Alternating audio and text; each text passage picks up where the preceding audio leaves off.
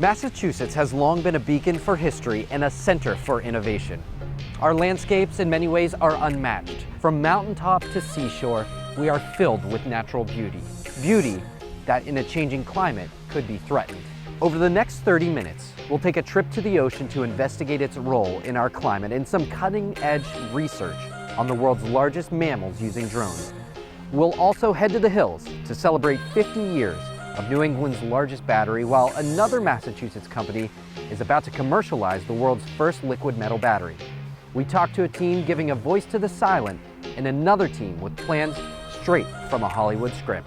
All that and more in WBZ's Eye on Earth Climate Special.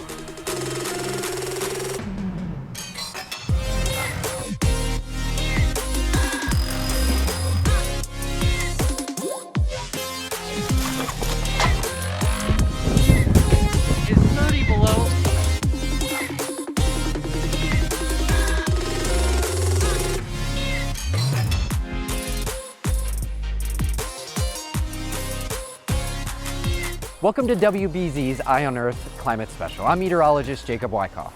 The world is warming. For us on land, we have the ability to adapt. That may mean moving our homes away from vulnerable spots or building seawalls to hold back water. We also may need to change the way we grow food or conserve water. But for animals, adaptation takes place over thousands of years. That's why understanding them now is more important than ever before. Ocean Alliance, a Gloucester-based nonprofit, is doing just that, using cutting-edge technology, using drones in the sky. Ian Kerr is on the hunt for the largest mammals on the planet. He's head of Ocean Alliance, where they're taking whale conservation 3, 2, 1. to new heights using drones. We can look at the animal's behavior, we can measure how big they are, we can collect their exhalations. So one affordable tool is doing many jobs now. Kerr and his team have been working with drones since 2013. Recently, they began collecting exhaled breath condensation, aka whale snot. It's a biological jackpot with DNA, microbiomes, and hormones. Data that, until a few years ago, would be nearly impossible to collect from a live whale. If you get up in the air, suddenly you can see how they're interacting, how they're feeding, how they're playing. I have seen more unique behaviors from a drone in the last 5 years than I've seen in the previous 25. In fact, just a few months ago, for the first time ever, their SnotBot drone dropped a video data tag on the back of a whale. Unbelievable. I mean, journeying on the back of a whale as it's feeding, listening to the sounds, I mean, oh my gosh. We're really journeying into the abyss with the whales, understanding how they live their lives. Is the research you're doing inherently harder because you have to be in the water and under the water in some cases? We look out over here, we have no idea what's going on underwater right now. And that's what's so great about some of the work that we're doing. I think it's quite innovative, and we're really getting better insights into the underwater lives of whales. Whales and other marine mammals are facing human threats almost daily through pollution, ship strikes, and entanglements. Why are efforts like Ocean Alliance so important? And we like to say, healthy whales, healthy oceans, healthy humans. I'm in this because I'm fascinated by and I love whales. But at the end of the day, humanity needs to care about our oceans. You know, the blood that flows through this planet is blue. You know, it's one of the most important sort of ecosystems on the planet. The research Ocean Alliance is doing is helping us to understand just how much time whales are spending in the middle layer of our ocean. That's a layer that has been neglected by scientists for so long. And that's where our travels take us to next. Submitted for your approval, a story of water. The depths and mysteries as vast as space, where more is unknown than understood. A place where light and shadow meet. The layer in which creatures are straight out of your imagination. Next stop, the Ocean Twilight Zone.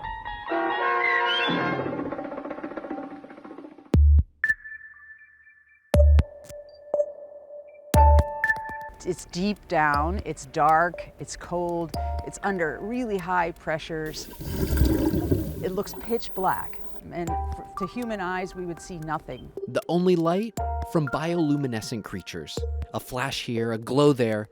This foreign world in the middle of the deep sea, called the Ocean Twilight Zone. Are you recording now? Heidi Sosik is the lead scientist for Woods Hole Oceanographic Institute's Ocean Twilight Zone project. The Ocean Twilight Zone is full of a diversity of amazing life, that many forms that most people have never seen, from specialized bacteria through amazing fish that have adaptations to live in a place where it's hard to get food and it's really dark. We also know now that many top predators, things like whales and sharks that we're used to thinking about living in the upper ocean, they actually spend a lot of time deep down in the Twilight Zone. In the past, scientists were only concerned with the top and bottom of the ocean.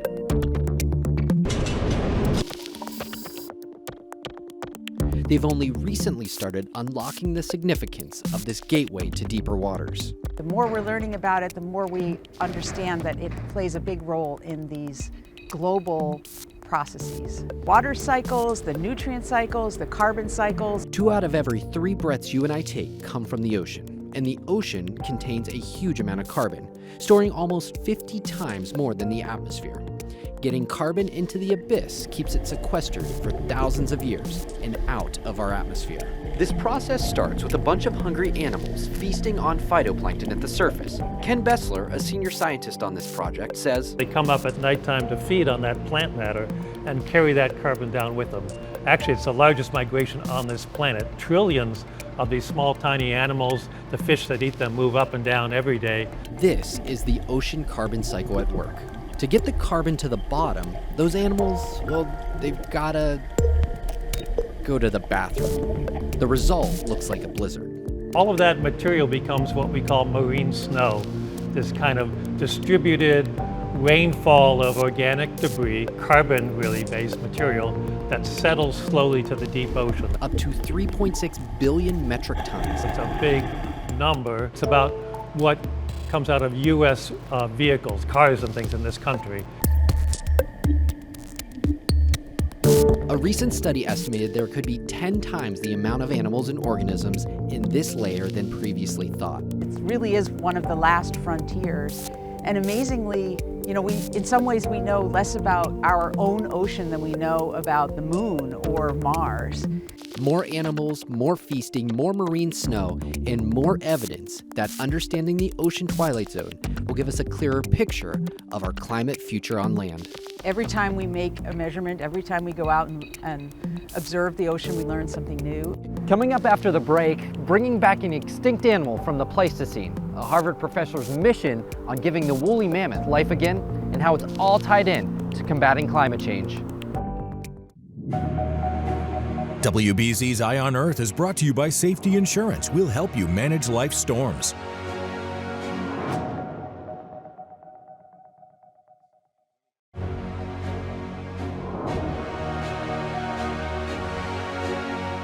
Science fiction meeting reality.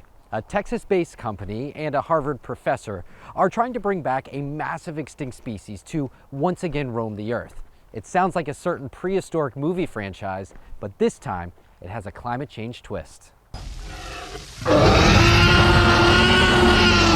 Decades after Jurassic Park hit bookshelves and movie screens, a Texas company is working to resurrect not dinosaurs, but woolly mammoths.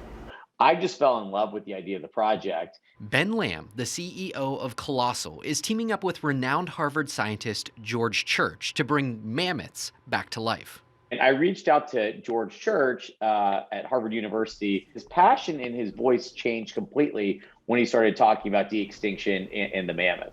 Lamb says there aren't any scientific barriers in what they are trying to do. Over the last decade, humanity has made significant advances in understanding DNA. For the first part, we actually have a sequenced genomes of various mammoths of DNA that's been collected over the years. And that process is really to kind of understand the genome and how it relates to its closest phylogenetic relative, being the Asian elephant. The Asian elephant is actually about 99.6% genetically identical to the woolly mammoth. And all of that gene splicing and dicing will be done by something called CRISPR, a revolutionary editing tool for genomes. Lamb says the real challenge will be gestation. We can leverage surrogacy. We prefer ex utero development. And so we're about 4 to 6 years away from our first calves. Colossal claims the reason behind this gargantuan mission is to combat climate change. And they already have a plot of land picked out for the mammoths in Siberia. You can actually lower the temperature of the permafrost from anywhere from half a degree all the way up to nearly 10 degrees. Trees breathe in carbon dioxide and release oxygen back into the air. But in this case, the mammoths would actually knock down the trees, creating more spots for grasslands.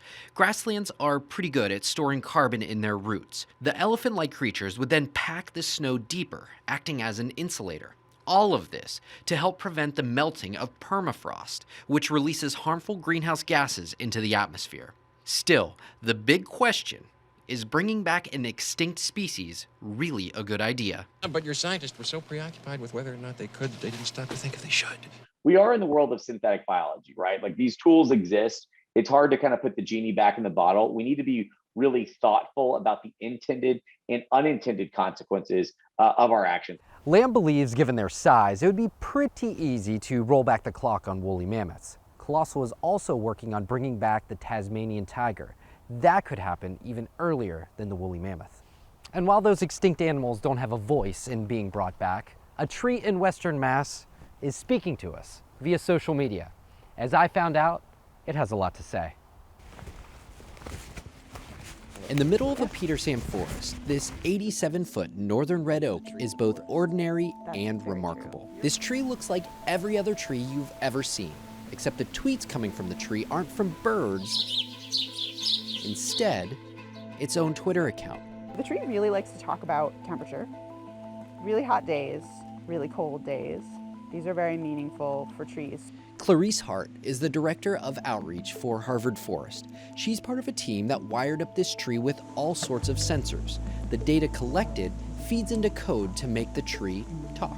You have a sap flow sensor, which is showing you how liquid is moving up and down the tree. You have a growth sensor, which is monitoring growth in real time. The sensors are continuously running, helping us understand, is there a heat wave? Is there a really big rain event? These are all momentous things for trees. During our latest long heat wave, the tree was as fed up with the heat as you and me. The last 2 days were extremely hot for August. When is this heat wave going to end? It tweeted. This tree has a really objective lens to say, actually, this is really extreme compared to what I used to see 50 years ago. An onlooker to years of weather, it tweets under the account A Witness Tree. This is about a 100-year-old tree. Mm-hmm. It's seen some stuff. It has. What are some of the big events that this tree has seen? Yeah, so it's seen a big hurricane in 1938, which downed some of its neighbors. So we can see evidence of that in the tree because the tree grew a little more that year because suddenly it didn't have neighbors. We can see evidence of a moth called the spongy moth that in the 1980s really devastated a lot of trees, but this tree stayed strong. This is a very resilient tree. And now it has a voice to be able to share that. Exactly, and it always surprises us. At a time when New England is losing 65 acres of forest per day to development, other witness tree projects are sprouting, including this one in Cambridge, installed a few months ago. My colleague Tim Rademacher, his vision is an internet of trees. So many, many trees with many, many voices. We can learn a lot in real time from having trees connected to sensors. And even with a growing chorus of tweeting trees, this tree, it'll always be special to Hart.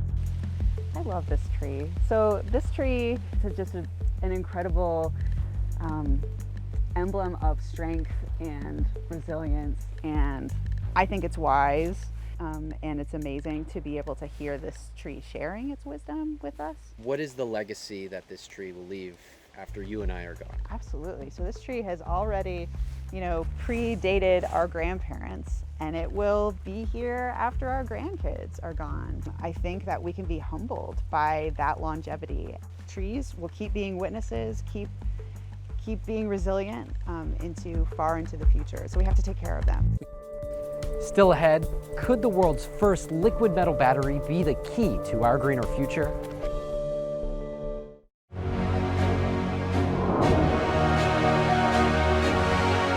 A Marlboro Company is very close to delivering its first ever liquid metal battery. Its inventor, an MIT professor, says it could lead the charge to a new generation of green energy.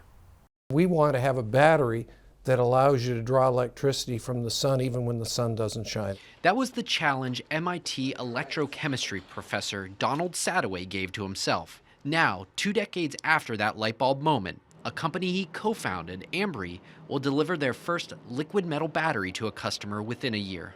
It's been a long journey. A journey that took Sadoway's idea to the pages of Time magazine and to the Colbert Report.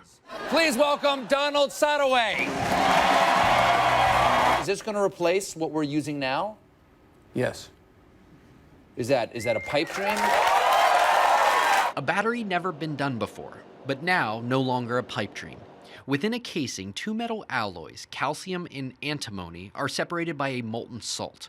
By heating the cell to 500 degrees Celsius, the resulting electrochemical process allows electricity to be stored or discharged. Nobody wants electricity that's green but doesn't work after dark. I mean, it's precisely after dark that you want your lights on. What the professor means is, lithium ion is really the only solution right now to store solar energy for use after the sun sets. But that can be dangerous and is also very expensive. If you think about the typical lithium ion cell, you'd need millions and millions of those. Having no battery at all means wasting the excess solar or wind energy you gather. This grid-level storage project has some big backers to the tune of over $200 million. The first to give a big boost, none other than Bill Gates. New approaches, like the liquid metal approach, may be the answer. This is the line that we have that we've been using to establish and build our first cells. Some of that seed money going to scale the production. COO Jim Pruitt took me on a tour of the EMMY facility in Marlboro. You're going to stretch thousands of these together, 1,000 of these together, yes, into a shipping container. Right. And that's going to power or help to store some of the energy Absolutely. that we gather from the solar panels. Yes, exactly. Within 3 years, Pruitt says they hope to build 1,000 of these shipping container-sized batteries. What do projects like this one, the innovation, what does that do for the future of green energy? Well, it's required for green energy. I think this technology, if we're able to really drive it, will be one of the major changes for what we need to do for all of our futures. While EMMY is inventing this technology, another Massachusetts company has been using tried and true methods for the last 50 years to generate green energy. First Light Power is owner-operator of Northfield Mountain Facility, the largest battery in New England. This facility can generate up to 1,168 megawatts. That accounts for about 10% of the total New England grid usage, enough for 1 million homes. Keep in mind, this facility is built in the middle of a mountain. The tunnel in is a half-mile long. WBZ got an exclusive tour of their bat cave housing their large turbines. These are what essentially power 10% of New England. Alicia Barton, CEO of First Light Power, tells me the Commonwealth is paving the way for the rest of the country. Massachusetts is a national leader in combating climate change and adopting clean energy. That's the good news for us who live here and for the region. As much as climate change can be scary and it is an existential threat, when you focus on solutions and bringing people together to solve problems, that's just really exciting. Still ahead, using music to bring change, singer Raffi and his quest to turn fans towards climate advocacy. WBZ's Eye on Earth is brought to you by Safety Insurance. We'll help you manage life's storms.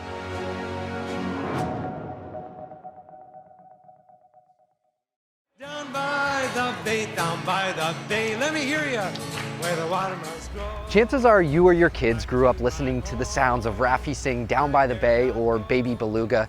Well, Raffi is still making music, but he's also focusing his efforts on a different cause, climate change awareness. Climate emergency. You need climate emergency responders. Ring, ring, ring, banana phone. Unavailable on Banana Phone, I spoke to Raffi over Zoom at his home in British Columbia, Canada, a region impacted over the last few years with intense heat waves and expansive wildfires. Summer shouldn't be a season that you dread. Summer should be a period that we look forward to. It's not just a future thing, climate change. It's with us. Raffi points to a moment back in 1989 when Canadian environmentalist David Suzuki did an in-depth radio broadcast about global warming. The environment in many ways is being ravished very rapidly. When I heard that unless we took action, things might get to a point where the warming might be irreversible, that word irreversible sent shudders through me. I responded with my whole self. And in the years since, he stepped up his efforts to reach what he calls his beluga grads. Tens of millions have grown up singing my songs. 'Cause your friends are my friends. That's a pretty big pool to reach out to, and I do my best on social media and in other ways to reach out to them. Raffi is part of a growing ensemble of artists using their music to inspire change. Take, for instance, Ludovico Einaudi, an Italian pianist who performed his piece Elegy for the Arctic on a floating platform on the Arctic Ocean. World-renowned cellist and Cambridge resident Yo-Yo Ma has also undertaken a pledge for climate change awareness. If we are going to succeed in our goal of creating change for the climate, we actually have to achieve more than action, but we actually have to change hearts and minds. We really enjoyed your music. Thank you. Changing those hearts and minds may start with the philosophy that Raffi calls child honoring. Why do you think that love for kids is so powerful that it can literally change the world? Because it changes us. When we have a child, we're changed. We'd give our lives for the well-being of this child. So love is a prime motivator, and I think it can be a wonderful balance to the fear that we might feel about, the changes in climate that we're experiencing. Cause this climate emergency.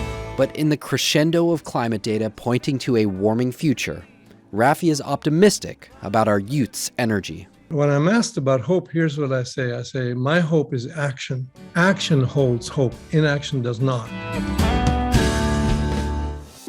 It is vitally important to continue to educate, empower, and encourage our next generation to get involved.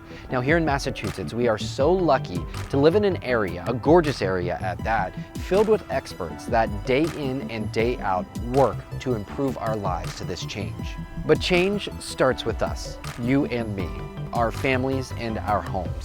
We have to take the torch to steward in a healthy planet for our kids and our grandkids. Climate change is not going away. The good news is there's still time to make a difference. Our team here at WBZ will continue to dig for answers, ask those difficult questions, and highlight those in our communities who are making a difference.